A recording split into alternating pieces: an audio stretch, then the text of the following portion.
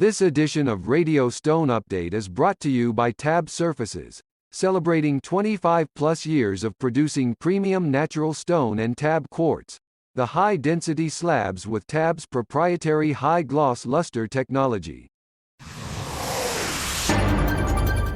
Hi, I'm Kay Schipper with the latest in hard surfaces industry news from Radio Stone Update, reporting from Taiwan International Airport in Taiwan.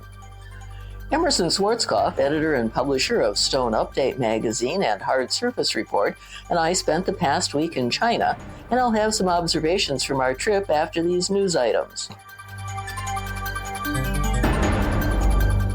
A peer-reviewed study on Air-Respirator exposure involving Natural Stone Institute members is now publicly available as an open-access publication. The study, published last year in the American Journal of Industrial Medicine, is based on Air-Respirator exposure data voluntarily collected from NSI member companies and represents the largest known database of countertop fabrication exposure to date. Jim Heeb, NSI CEO, says, quote, "This study validates what responsible fabricators have been implementing for years. When proper engineering controls are in place and dry cutting is eliminated, exposure risk can be significantly reduced. Making this research publicly accessible supports transparency and informed decision-making across the industry." The report, initially available by subscription only, is now available for free online after Yale University funded open access. The study reinforces industry best practices and training and highlight an ongoing need for expanded medical surveillance data. NSI continues to advance those efforts. Yale is currently in the final stages of a comprehensive medical surveillance study, which includes a review of available industry data to further strengthen understanding of worker health. The publication is available within NSI's Silica Safety Resources section at www.naturalstoneinstitute.org/silica. Why TAB Quartz? Because your home is worth it. At TAB Quartz, we follow the world's best technologies and processing practices, which are the result of our 23-plus years of experience in processing natural stone at our parent company TAB. TAB Quartz is the result of our love for stone and marks the beginning of a new age in the design and stone industry. TAB has created high-density quartz with an exceptionally high gloss via its custom-developed luster technology. The high ratio of quartz versus resin makes the slabs uniquely dense and heavier than your common quartz slab, achieving impenetrability even in a matte finish. Additionally, TAB Quartz is processed with UV-resistant resin to keep it safe from ultraviolet breakdown and color change. At TAB Quartz, we use the most innovative technologies, which enable us to not only be efficient but also eco-friendly. Legal compliance, environmental protection, and waste reduction are the very foundation of our company culture. Learn more at tabquartz.com. Stonepeak Ceramics, the Crossville, Tennessee-based U.S. operation of Italy-based Iris Ceramica Group, makes two major advancements in sustainability.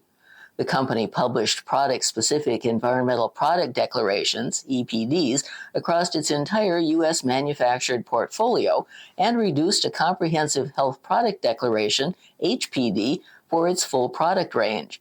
The declarations give architects, designers, and builders verified documentation to support healthier, more sustainable environments. Each declaration is independently verified and validated by an accredited third-party body.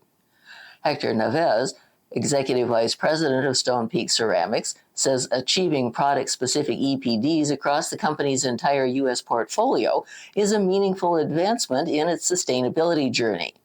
Complementing its EPD achievement, Stonepeak also released a comprehensive HPD of its full portfolio. The document discloses the ingredients of building products and identifies any associated health considerations.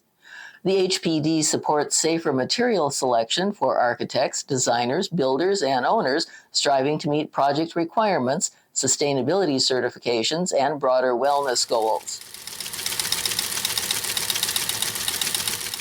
U.S. Surfaces announces that its Vadara color Braywin received the prestigious ADEX award, which celebrates superior product design across architecture and interior design.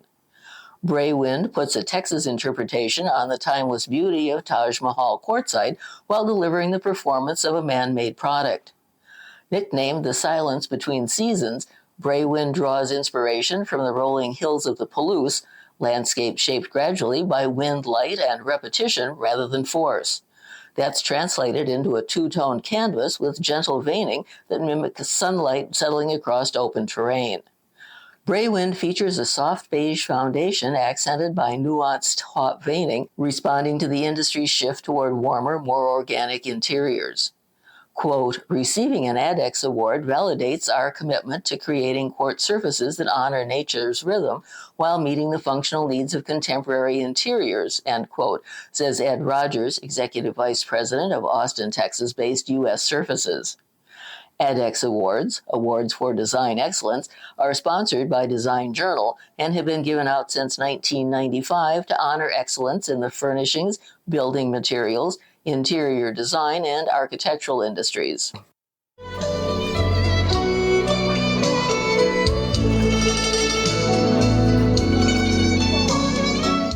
Trying to describe the 26th annual Xiamen Stone Fair is a lot like trying to describe the Super Bowl or the World Cup finals. Or, as a fellow American told me, with other shows you say wow, with Xiamen you say whoa. Pulling up at the convention center the first morning and seeing the lines of people getting off hotel buses and arriving by car and on foot and streaming through the doors, it's impossible not to get excited. And when you see what's inside, it really does make you go, whoa.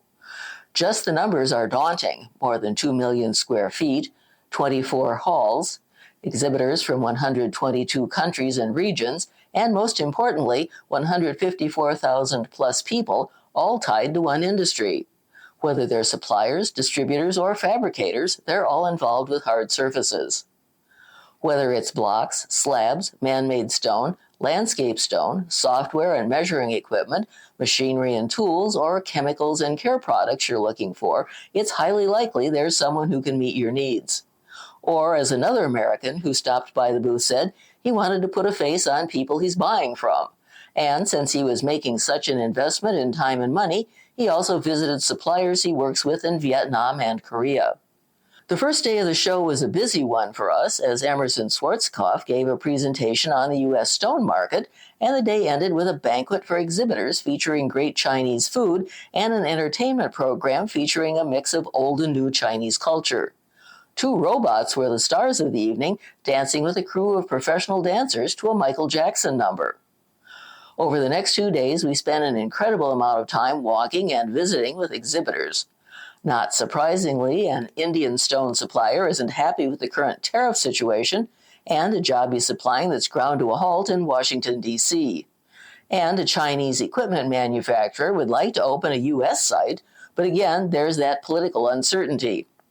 Perhaps you might be wondering how in this troubled world we were received. Interestingly, our booth was right next to the Iranian Stone Association, and things were fine. Natural Stone Institute CEO Jim Heeb, who is working out of our booth, visited counterparts from a long list of nations.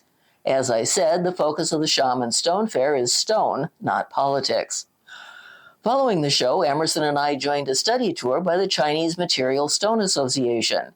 Xiamen may be the capital of the Chinese stone trade, but the region is focused on stone. The first day we went to Xitu, a city where supposedly there are more than 2,000 companies involved in various aspects of the stone trade, mainly the selling of blocks and slabs. Some are a single storefront, while others have factories and showrooms that take up thousands of square feet. The 3 companies we visited each supply stone but follow different business models. And yes, one features man-made materials from its own production factory, including a line that involves recycled items such as glass chips and wood and metal scraps. We closed out the day at Huada Super Abrasives, where we had the opportunity to see both the manufacturing of diamond wires for the big saws and a woman examining industrial diamonds under a microscope for color and quality. If you're like me and wonder how they come, they're in plastic jars, 6 jars to a case. At Huada, we also had the chance to take a brief walk up the street to the company's testing facility, where they're trying out diamond wires thin enough that you can't get a fingernail in the cut. That testing is done outdoors, and the employees doing it come from China's technical universities. The second day of the tour, we moved to Huan, where we had the privilege of visiting the carving shop of Rongfa Global Stone Suppliers. Like Shitu, this is a city known for its stonework, although in this case, carving is the thing. Granite and marble were both well represented. Our final stops of the tour were at the ancient city of Chongwu and the Luoyang Bridge. Chongwu was first built a century before Columbus headed west from Spain. Like many Chinese historical sites, it's also a living site with people living in it and running businesses, all enclosed by an incredible stone wall. It's suffered some over the years, but it's a tribute to the durability of stone. The Luoyang Bridge is also a gratifying sight to visit. Built more than 900 years ago across a marshy area, it's difficult to imagine how its builders were able to move the blocks of granite that have made it so durable. It and the ancient village next to it are very popular tourist attractions. This was my second visit to the Xiamen Stone Fair, and while China was never on my bucket list of places to visit, these last 2 years have shown me a culture that's different from my own and people who are amazingly similar. And if you're willing to make the trip, you can meet 150,000 plus people from all over the world who speak the same language, stone. Remember, our online newsletter, Slab and Sheet, comes out on alternate Wednesdays. For a transcript of today's podcast, go to www.radiostoneupdate.com. I'm Kay Shipper for Radio Stone Update, and we'll see you here again soon.